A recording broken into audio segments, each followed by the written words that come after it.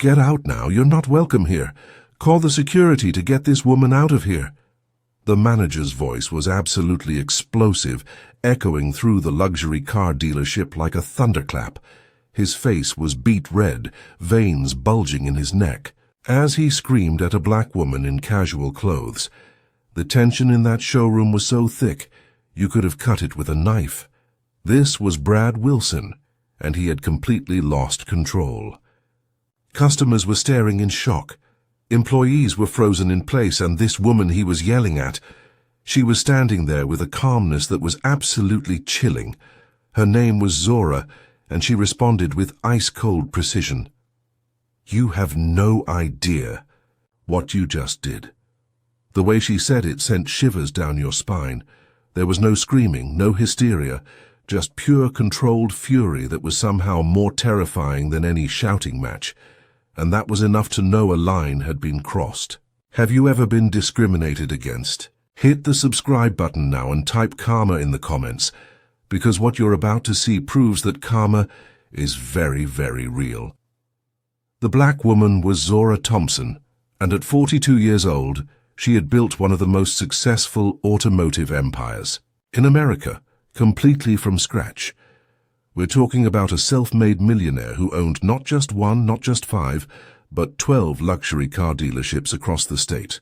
The Thompson Automotive Group was her baby, her life's work, and that day she watched her employees destroy everything she stood for. Zora had just acquired Prestige Motors in Beverly Hills, her newest and most expensive addition to the Thompson Automotive Group. This wasn't just any dealership. We are talking about a place that sold cars worth more than most people's houses, catering to Hollywood celebrities, tech billionaires, and old money families who thought six-figure purchases were pocket change. But Zora had heard whispers, rumors, that made her stomach turn. Former customers were quietly mentioning things that didn't sit right with her. Stories about being treated differently based on how they looked, what they wore, or what neighborhood they came from. These weren't loud complaints or angry reviews. They were subtle hints that suggested something was seriously wrong with the culture at her newest acquisition. That's when Zora decided to do something that would either confirm her worst fears or put her mind at ease. She was going to test her own employees, but not in the way they expected. This wasn't going to be some corporate inspection with advance notice and prepared presentations. No, this was going to be real, raw, and completely authentic. So Zora came up with a plan that was as brilliant as it was risky. She was going to go undercover in her own dealership. Now you have to understand how crazy this idea was. Zora Thompson was used to walking into rooms and commanding instant respect. She was used to $1,000 business suits, first-class treatment, and people jumping to attention when she spoke. Her usual daily uniform consisted of designer clothes that cost more than most people made in a month, jewelry that caught light from across the room, and a presence that screamed success from a mile away. But not that day. That day she was going to become someone completely different. Zora went to the back of her walk-in closet and pulled out clothes she hadn't worn in years. Old blue jeans with worn spots at the knees, sneakers that had seen better days, and a faded t-shirt that looked like it came from a discount store. Looking at herself in the mirror, she barely recognized the woman staring back at her. Gone was the polished CEO, replaced by someone who looked like she might be struggling to make ends meet. Think about what Zora was risking there. This wasn't just about hurt feelings or bad customer service. If her suspicions were right, if her employees were actually discriminating against customers based on appearance or race, it could destroy everything she had worked for. The Thompson Automotive Group's reputation was built on integrity and respect. Any hint of discrimination could lead to lawsuits, boycotts, and the complete destruction of the brand she had spent decades building. But Zora couldn't live with the uncertainty. She had to know the truth, even if that truth was going to be painful. The final touch to her disguise was perhaps the most important decision of all. Instead of driving one of her usual vehicles, the Bentley Continental GT she used for business meetings, the Tesla model she drove around town, or even the classic 1967 Mustang she kept for weekend drives, Zora chose her 2015 Honda Civic. Now, there's nothing wrong with a Honda Civic. It's reliable, economical, and practical. But at a luxury dealership where the cheapest car on the lot cost more than most people's annual salary, showing up in a 9-year-old Civic was like wearing a neon sign that said, "I probably can't afford to be here." And that was exactly the point. As Zora pulled into the parking lot of Prestige Motors in her modest Honda Civic, wearing clothes that made her look like any regular person just trying to buy a car, she had no idea she was about to witness behavior so shocking, so blatantly discriminatory, that it would force her to make decisions that would change lives forever. The test was about to begin, and her employees had no clue they were about to be judged by the very person who signed their paychecks. The moment Zora Thompson walked through those pristine glass doors of Prestige Motors, her worst nightmares about what might be happening in her own dealership were about to become horrifying reality. What she was about to experience in the next 20 minutes shocked her to her core, and proved that sometimes the people you trust most were capable of betraying everything you stand for. In the luxury showroom, there were polished marble floors that gleamed like mirrors, crystal chandeliers hanging from 20-foot ceilings, and cars so expensive they looked like works of art. Ferraris, Lamborghinis, Bentleys, and Rolls-Royces were displayed like precious jewels, each one worth more than most people's houses. The whole place screamed money, exclusivity, and success. But the moment Zora stepped inside, wearing her disguise of worn jeans and old sneakers, it was like she had become completely invisible. And I mean completely invisible. There were 3 salespeople on the floor, and every single one of them was busy with customers. The salespeople were practically falling over themselves to help these customers, laughing at their jokes, offering them coffee, treating them like royalty. Zora stood there for a full 3 minutes, 3 entire minutes, and not one person acknowledged her existence. She watched salespeople walk right past her, make eye contact, and then look away like she wasn't even there. The disrespect was so blatant, so obvious, that it was actually stunning. Finally, Zora approached the reception desk where a young woman named Jessica was sitting. Now Jessica looked like she had stepped out of a fashion magazine. Perfectly styled blonde hair, makeup that probably took an hour, and clothes that cost more than most people spent on groceries in a month. She was typing on her computer, clearly aware that someone was standing in front of her desk, but she didn't even bother to look up. Zora waited patiently for almost a full minute before Jessica finally glanced up with the most dismissive, condescending look you had ever seen. Without any greeting, without any attempt at customer service, Jessica immediately assumed the worst about why Zora was there. "If you're here about a job, applications are online," Jessica said, in a tone that was so cold and dismissive it could have frozen water. She didn't say hello, didn't ask how she could help, didn't show even the most basic level of professional courtesy. She just assumed that a black woman in casual clothes must be looking for work, not looking to buy a car. Think about how insulting that was. Zora owned this entire dealership. She employed Jessica. She signed the paychecks that kept this place running, and she was being treated like some random person off the street looking for a job. But Zora kept her cool. Remember, this was a test, and she needed to see just how deep this discrimination went. So she responded politely, professionally, the way any potential customer should be treated. "I'm interested in looking at cars." Jessica looked Zora up and down like she was inspecting a piece of trash that had somehow wandered into her pristine showroom. Her voice dripped with condescension as she said, "Honey, our cheapest car is $40,000. Maybe try the used lot down the street." The audacity was absolutely breathtaking. But here's what made this even worse. Jessica said, "Honey," in that fake, patronizing way that was designed to make someone feel small and stupid.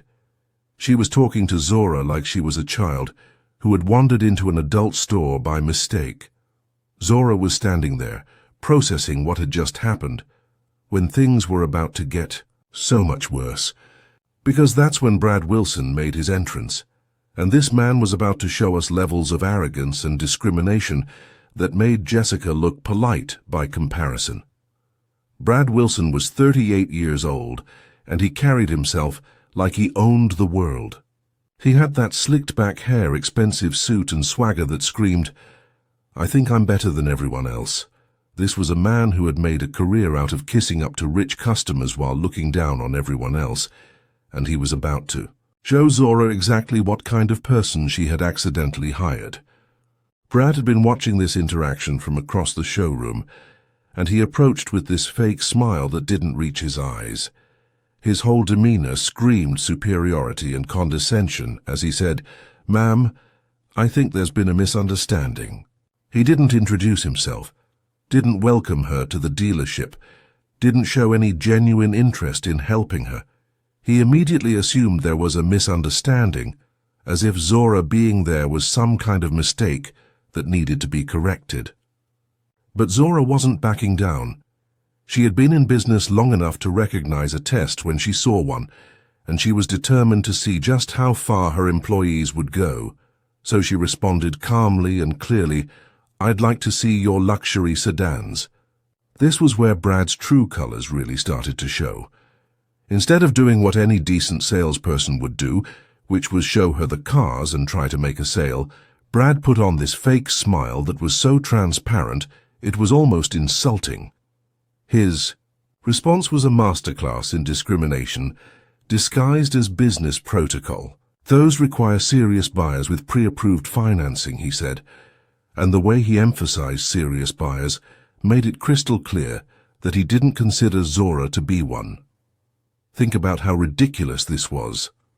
Zora had just asked to look at cars, not buy one, not take one for a test drive, just look at them. And Brad was already demanding proof that she could afford them. Other customers in the showroom were starting to notice what was happening. They were watching this black woman in casual clothes being given the runaround by the staff. And instead of looking embarrassed or uncomfortable about the obvious discrimination, some of them were actually staring like Zora was some kind of entertainment. The humiliation was deliberate, it was public, and it was designed to make Zora feel so uncomfortable that she would just leave on her own. Brad knew exactly what he was doing. He was putting on a show for his real customers, demonstrating that he protected their exclusive environment from people who didn't belong. But Zora wasn't going anywhere.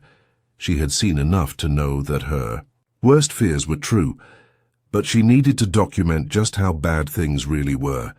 So she decided to push the test even further. Zora walked over to a stunning BMW sedan with a price tag that would have made most people's eyes water, $85,000. It was sleek, black, and absolutely gorgeous, the kind of car that represented success and achievement. She examined it carefully, running her hand along the smooth paint, peering through the windows, showing genuine interest and appreciation for the craftsmanship. That's when Brad completely lost his mind. Instead of seeing a potential customer showing interest in an expensive car, Brad saw a threat to his precious showroom. He stormed over with an expression of pure outrage, like Zora had just committed some kind of crime by daring to touch one of his vehicles. "I'm going to need to see 3 forms of identification and recent bank statements before we can discuss this vehicle," he demanded, his voice loud enough for everyone in the showroom to hear. 3 forms of ID, bank statements, for a woman who just wanted to look at a car. This wasn't standard procedure.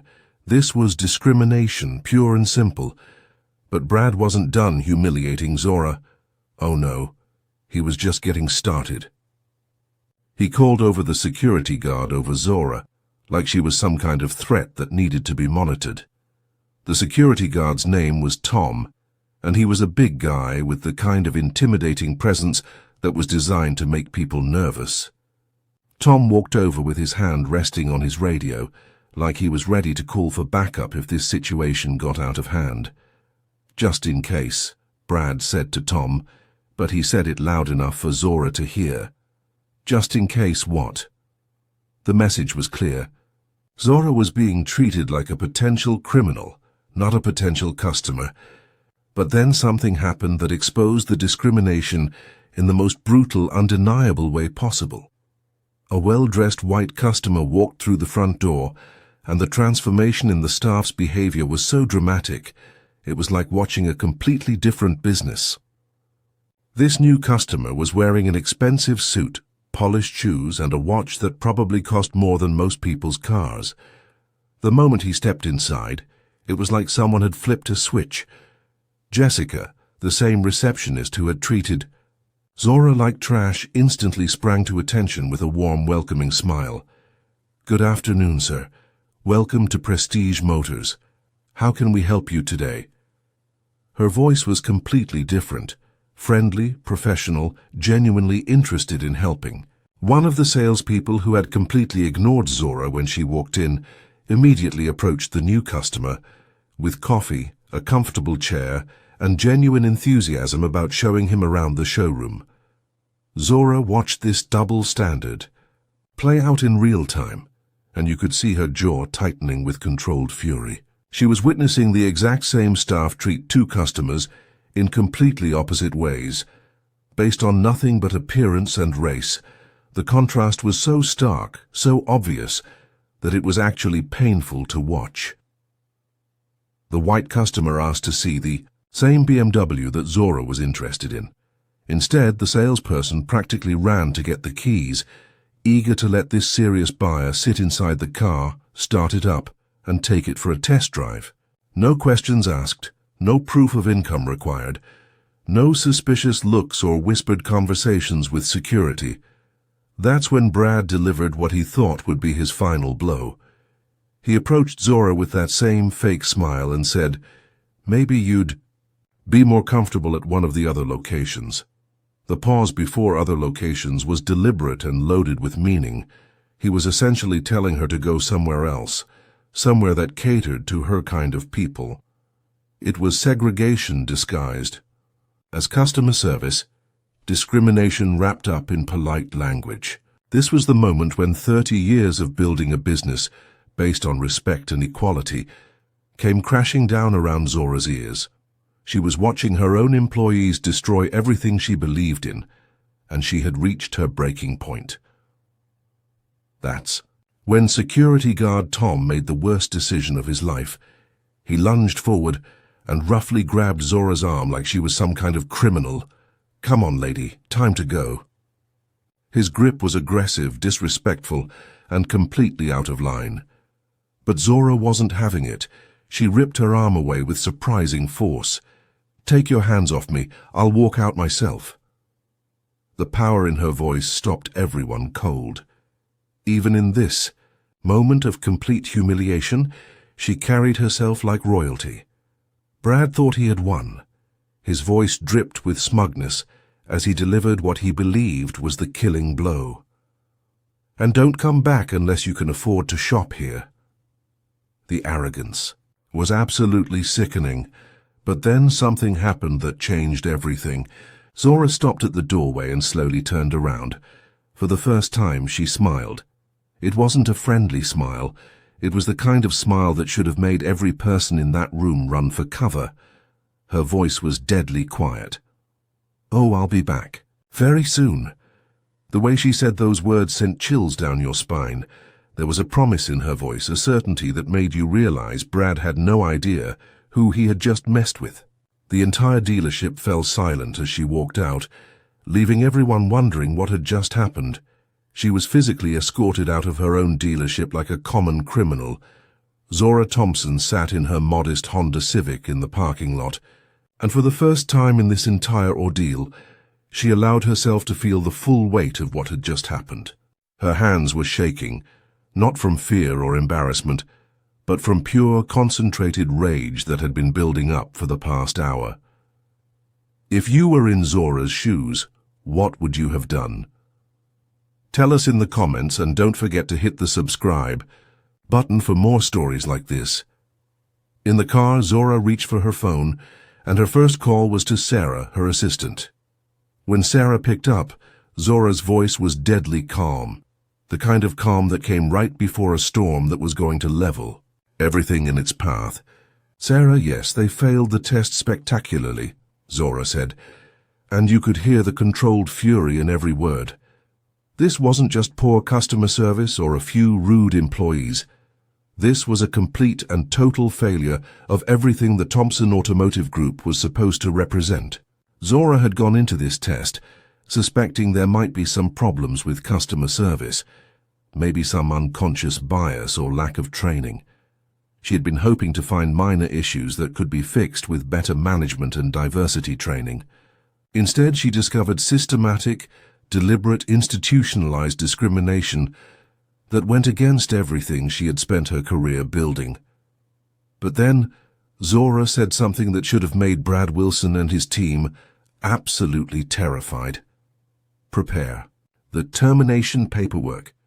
Those 4 words represented the end of careers, the destruction of livelihoods, and the complete dismantling of the toxic culture that had been allowed to fester in her newest acquisition. This wasn't going to be a slap on the wrist or a stern talking to. Heads were going to roll, and Zora was sharpening the axe. But as Zora sat in her car processing the magnitude of what she had just experienced, through the large glass windows of the showroom, Zora watched as another customer entered the dealership, and her heart immediately sank because she knew exactly what was about to happen. The new customer was Jennifer, a young black professional who looked to be in her late 20s. Jennifer was beautifully dressed in a sharp business suit, carrying herself with confidence and purpose, clearly someone who had worked hard to achieve success in her career. Jennifer represented everything that should have been celebrated: young, ambitious, successful, and ready to reward her hard work with a luxury purchase. She was exactly the kind of customer any legitimate business should have been thrilled to serve. But Zora knew that none of that was going to matter to the staff inside Prestige Motors, and she was absolutely right. From her vantage point in the parking lot, Zora watched in horror as the exact same pattern of discrimination began to unfold all over again. Jessica, the receptionist who had treated Zora like garbage, barely glanced up when Jennifer approached her desk. The same salespeople, who had ignored Zora, completely continued their conversations with existing customers, acting like Jennifer didn't exist. But it got worse. So much worse. Zora watched as Brad Wilson noticed Jennifer and approached her with that same fake smile and condescending attitude. She couldn't hear the conversation from outside, but she didn't need to. The body language told the entire story. Brad was using the same dismissive gestures, the same patronizing tone, the same systematic process of humiliation that he had used on Zora just minutes earlier. This was the moment when Zora realized that what had happened to her wasn't personal. It was policy. This wasn't about one bad employee having a bad day or a single incident of poor judgment. This was systematic, institutionalized discrimination that happened every single day in her dealership, and she had been completely unaware of it. Jennifer was being put through the exact same degrading process that Zora had just endured. The demands for identification, the questions about financing, the subtle suggestions that she might be more comfortable shopping somewhere else. It was all happening again, like some horrible recurring nightmare. Zora watched as other customers in the showroom, the well-dressed, wealthy-looking customers, were treated with respect and courtesy, while Jennifer was made to feel unwelcome and out of place. The double standard was so blatant, so systematic, that it was clear this had been going on for months, maybe years. That's when something inside Zora snapped. This wasn't just about business anymore. This was about basic human dignity. This was about every young professional like Jennifer who had walked into that showroom with dreams of rewarding their success with a luxury purchase. only to be treated like they didn't belong. This was about every customer who had been judged by the color of their skin instead of the content of their character. Zora quietly started recording on her phone, documenting the discrimination that was playing out in front of her. She was gathering evidence, building a case, preparing for the reckoning that was about to unfold. Every gesture, every dismissive look, every moment of disrespect was being captured for posterity. But then Zora did something that signaled this situation was about to escalate to a level that Brad Wilson and his staff never could have imagined. She sent a text message that contained just 8 words, but those 8 words were about to change everything. "It's worse than we thought." That phrase should have struck fear into the heart of anyone who worked for the Thompson Automotive Group, because it represented the nuclear option, the absolute last resort that Zora had hoped she would never have to use.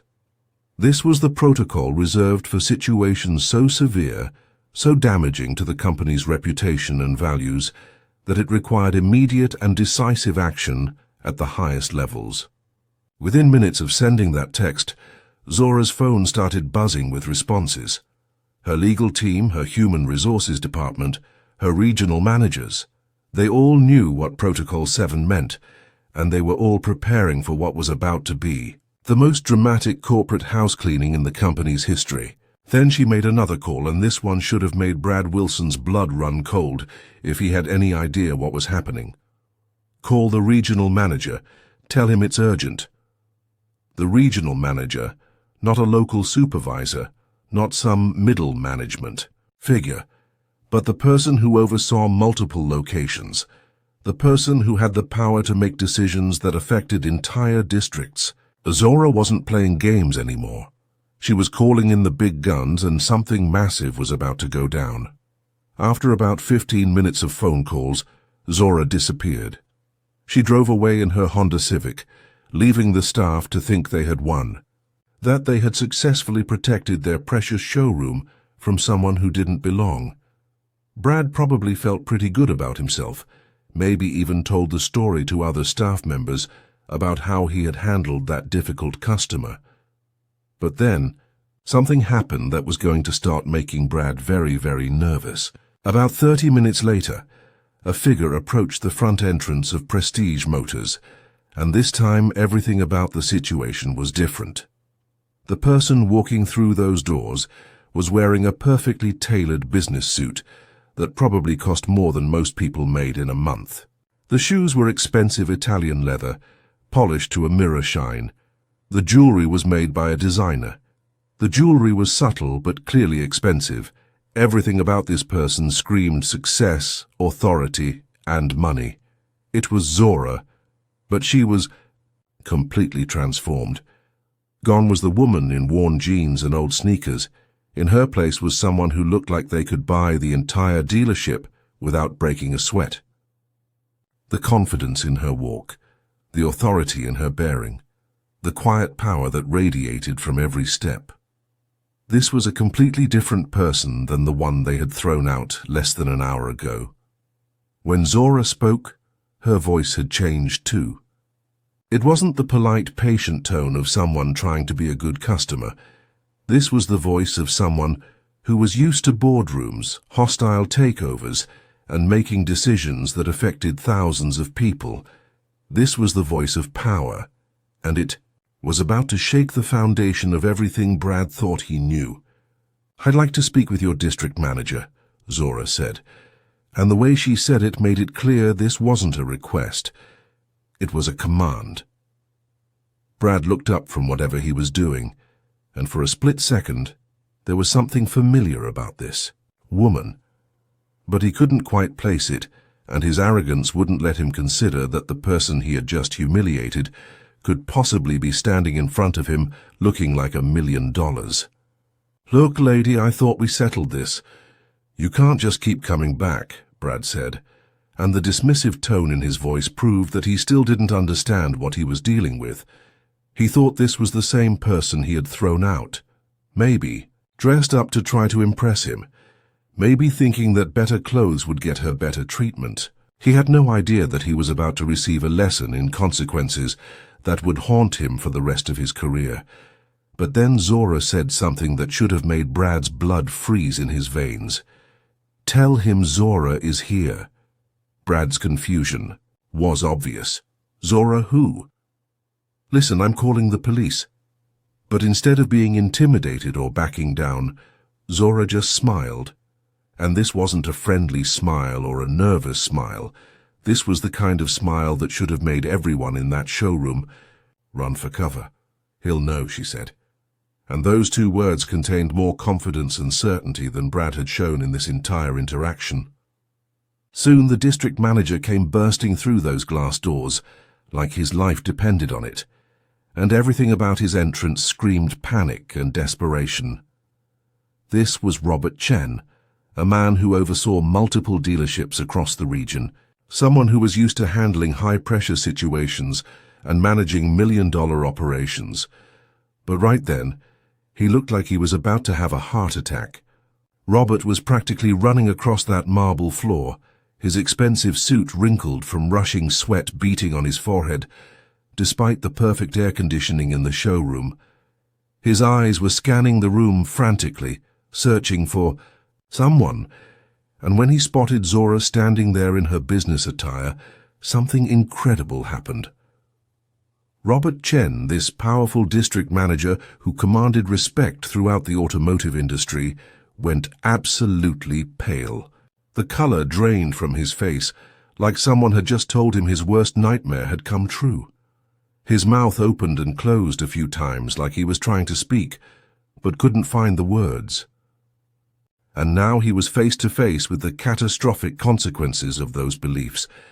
But Zora's response was the most powerful, most devastating comeback in the history of workplace justice. "What? I can't be successful? I can't own a business? Sound familiar?" Those words hit Brad like a sledgehammer to the chest, because they forced him to confront the ugly racist assumptions that had driven every single one of his actions over the past hour. Every dismissive comment, every condescending look, every discriminatory policy he had enforced. It all came from his fundamental belief that a black woman couldn't possibly be successful enough to afford luxury cars, couldn't possibly be important enough to deserve respect, couldn't possibly be powerful enough to have authority over him. The irony was so brutal, so perfect, that it was almost poetic justice. Brad Wilson had spent an entire hour proving that he judged people based on race, gender, and appearance.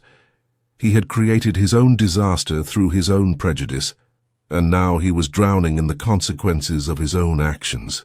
Zora turned to address the entire staff, and her voice carried across that marble floor and glass walls with the kind of authority that made everyone stop what they were doing and listen. Every employee in that showroom, from the youngest receptionist to the most experienced salesperson, knew they were about to hear something that would change how they thought about their jobs, their customers, and their own behavior forever. "For the past hour, I've experienced the worst customer service of my life," she began, and those words should have made every person in that room examine their conscience and their actions. But this wasn't just about bad customer service. This was about something much deeper and more serious. But more importantly, she continued, "I've witnessed discrimination that goes against everything this company stands for. This wasn't just about one bad day or a few rude employees. This was about a toxic culture that had allowed discrimination to flourish, a management structure that had either encouraged or ignored prejudiced behavior, and a complete betrayal of everything the Thompson Automotive Group was supposed to represent." The shame and embarrassment on the faces of the staff was obvious, but for some of them, it was too late for shame to save their careers. They had crossed a line that couldn't be uncrossed, violated principles that couldn't be unviolated, and proven that they didn't deserve to represent a company built on respect and equality. That's when Brad Wilson made one final desperate attempt to save himself. His voice was shaking with panic as he tried to shift blame, make excuses, and pretend. That somehow this was all a misunderstanding that could be fixed with an apology. "Ma'am, if I had known," he started to say, and you could hear the desperation, the pleading, the pathetic hope, that maybe he could talk his way out of the consequences of his own actions. But Zora cut him off with words that should have been engraved on plaques and displayed in every business in America. "That's exactly the problem. Your respect shouldn't depend on knowing who I am." Those words contained the most profound truth about human dignity and business ethics that you would ever hear. Brad was essentially admitting that he would have treated Zora differently if he had known she was the CEO. He would have been respectful and professional if he had understood her position in power. But that completely missed the point of what it meant to be a decent human being and a professional business person. Every customer who walked through those doors deserved respect, regardless of who they were, what they looked like, how much money they appeared to have, or what kind of car they drove. The homeless person and the millionaire should have received the same basic level of human dignity. The teenager saving up for their first car and the celebrity buying their 10th luxury vehicle should have been treated with the same courtesy and professionalism. That wasn't just good business. That was basic human decency. And Brad Wilson had just proven that he didn't understand either one. The reckoning that followed was swift, decisive, and absolutely brutal in its efficiency.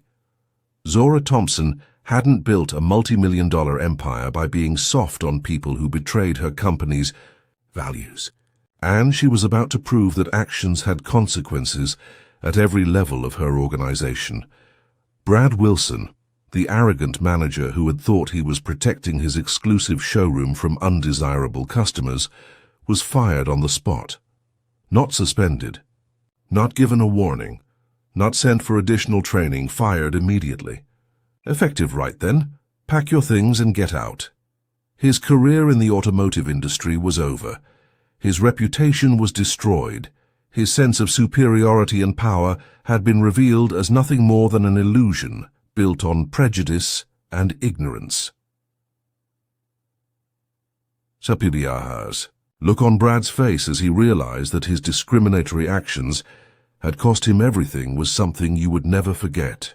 This was a man who probably thought he was untouchable, who had believed his position gave him the right to treat people however he wanted, who had assumed that his prejudices would never have consequences. And now he was learning that the real world didn't work that way. Jessica, the condescending receptionist who had told Zora she couldn't afford to shop there and should try the used car lot down the street, discovered that her smug attitude and discriminatory behavior had cost her more than just this job. When word got out about why she was fired, and it would get out, her chances of working in luxury retail or customer service again were basically zero. Her career was over because she couldn't treat a customer with basic respect.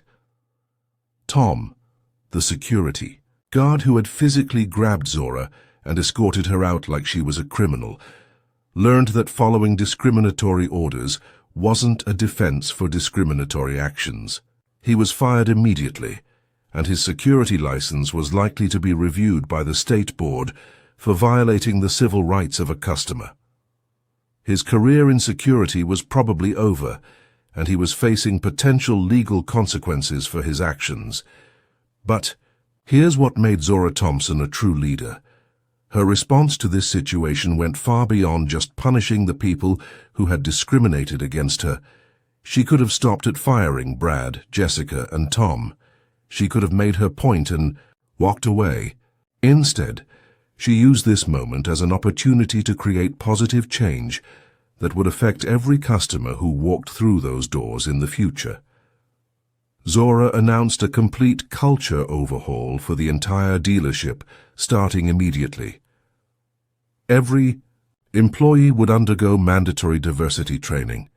Not just a half-day seminar or an online course, but comprehensive ongoing education about treating all customers with dignity and respect.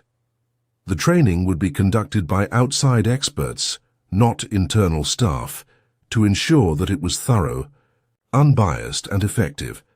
She implemented new hiring practices that prioritized character over appearance, ensuring that future employees were selected based on their ability to treat all customers professionally, regardless of personal prejudices or unconscious biases. The interview process would include scenarios designed to test how candidates responded to customers from different backgrounds, different economic situations, and different appearances. New customer service protocols were established to ensure that every person who walked through those doors received the same level of attention and respect, whether they were driving a beat-up Honda Civic or a brand new Bentley. Every customer interaction would be monitored and evaluated to prevent discrimination from taking root in the culture again. But perhaps most importantly, Zora made it clear that these changes weren't just about avoiding legal problems or bad publicity. They were about creating the kind of business environment that reflected the values she had held since she was 12 years old, working in her uncle's garage in Detroit. And then Zora did something that showed exactly what kind of person she really was, something that proved this story wasn't just about revenge or punishment. It was about justice and making things right for everyone who had been affected by the discrimination she had witnessed.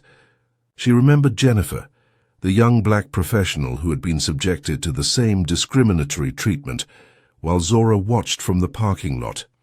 Jennifer, who had nothing to do with this corporate drama, but had been caught up in the systematic prejudice that had infected this dealership.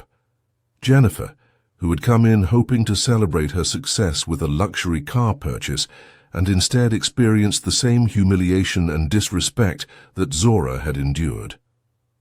Zora found Jennifer, who was still in the showroom trying to process what had just happened, probably wondering if she should leave or stay, probably feeling embarrassed and confused about the entire situation. And Zora made her an offer that proved this story was about more than just punishment for the wrongdoers. It was about healing the harm that had been done and showing what genuine customer service should look like. She offered Jennifer the BMW she had been interested in at a significant discount, along with a personal apology for the treatment she had received, not just a corporate apology or a form letter, but a genuine personal acknowledgement that Jennifer had been wronged and that it would never happen again. The discount wasn't just about money. It was about recognizing that Jennifer's time had been wasted, her dignity had been violated, and her trust in the business had been shattered by employees who didn't deserve to represent the Thompson Automotive Group. Jennifer's reaction was everything you would hope it would be: surprise, gratitude, and probably some relief that her experience wasn't ignored or dismissed. She got to drive away in the car she wanted, but more importantly, she got to see that discrimination didn't always win, that sometimes justice prevailed, and that there were business leaders who would stand up for what was right, even when it was difficult or costly. But the most powerful moment came at the very end. When Zora Thompson addressed everyone in that showroom, employees, customers, and anyone else who had witnessed this incredible confrontation with the philosophy that had guided her entire career and built her empire from nothing. Judge people by their character, not their appearance, she said, and those words echoed through the showroom and should have echoed through every business in America. In a world where people were constantly judged by superficial characteristics, their clothes, their car, their neighborhood, their race, their gender, their age, Zora Thompson had just delivered a masterclass in what really mattered. Character was revealed through actions, through choices, through how we treated others when we thought no one important was watching. Character was about integrity, respect, and basic human decency. Brad Wilson had been judged by his character, and his character had been found to be completely lacking. He had chosen to discriminate. He had chosen to be disrespectful. He had chosen to treat another human being like she was worthless. Those choices revealed his true character, and that character cost him everything. Zora Thompson had also been judged by her character, and her character had shown through every moment of this confrontation. She had remained calm under pressure. She had given people opportunities to do the right thing. She had used her power to protect others from discrimination, and she had implemented changes to prevent future harm. Her character had built an empire and would continue to build success for decades to come. This was more than just a story about bad customer service getting punished or revenge served cold. This was about fundamental human dignity, about the kind of society we wanted to live in, about the responsibility that came with power and position, and about the consequences that followed when we allowed prejudice and discrimination to flourish in our businesses and communities. Zora Thompson had walked into that dealership as a test of her employee's character, but she walked out having delivered a masterclass in leadership, justice, and the power of treating every human being with the respect they deserved, simply because they were human. And Brad Wilson? He walked out with nothing but the knowledge that his prejudices and discrimination had destroyed everything he thought he had built. He learned the hardest way possible that character mattered, that actions had consequences, and that sometimes the person you judged and dismissed was exactly the person who had the power to change your life forever. Sometimes karma came disguised as consequences.